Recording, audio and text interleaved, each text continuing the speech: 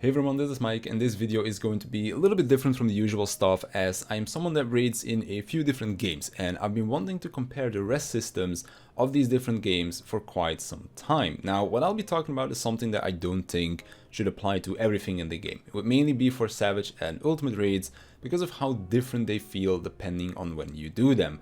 You go from needing to play almost perfectly during week 1 to being able to just drag your team through the fights a few weeks later when people get some gear, because as long as your healers have mana, or if you have a summoner or a red mage, you can get away with way too much than I think should be possible for the kind of content that it is. And that becomes very noticeable when I compare it to another game, like for example Destiny 2. I raid just about as much on Destiny 2 as I do in Final Fantasy XIV right now.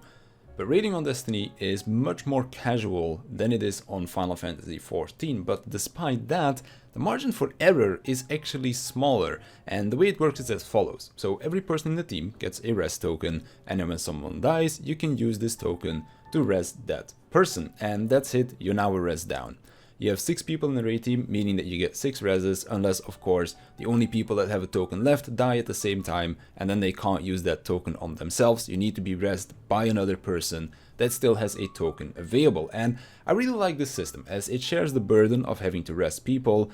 In 14, if both of your healers die and you don't have a red mage or a summoner, then it's pretty much game over. It also makes it so that summoner and red mage are much more desired to have in your team than, for example, a black mage, because black mage lacks the ability to res. Now, there is actually already something in place that resembles what I'm trying to get at, and that is blue mage raiding. Blue mage does not have access to the standard res, but instead has an action that everyone can bring that is on a 5-minute cooldown. So not only does this make it so that every person in the team can res, it also makes it so that resing isn't something that you can just spam out, and something that needs to be coordinated a little bit more, because it is possible for multiple people to throw their res at the same person at the same time, and that means that both of their res actions will be on CD for the next 5 minutes. And I really enjoyed this. It would mean that Red Mage and Summoner aren't just the clear favorites when it comes down to getting consistent re-clears, and it also means that the burden of resing isn't put on just the healers, the Red Mage and the Summoner players either,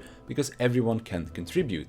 I wouldn't even be against making it a one-time use action like it is in Destiny 2, because otherwise it might be a little bit too strong. We have 8 people in Final Fantasy as opposed to the 6 from Destiny, although it does kind of depend on when people start dying. Like if all of the deaths are towards the end of the fight, then it might not be as strong as it is when everybody just starts at the beginning of the fight and then you can res again 5 minutes later. But it would make it so that dying is something that you would want to avoid as much as possible, and if it does happen, it's not just the healers, the Red Mage and the Summoner, that have to make up for your mistakes. It also means that if both of your healers die, you could still salvage the run.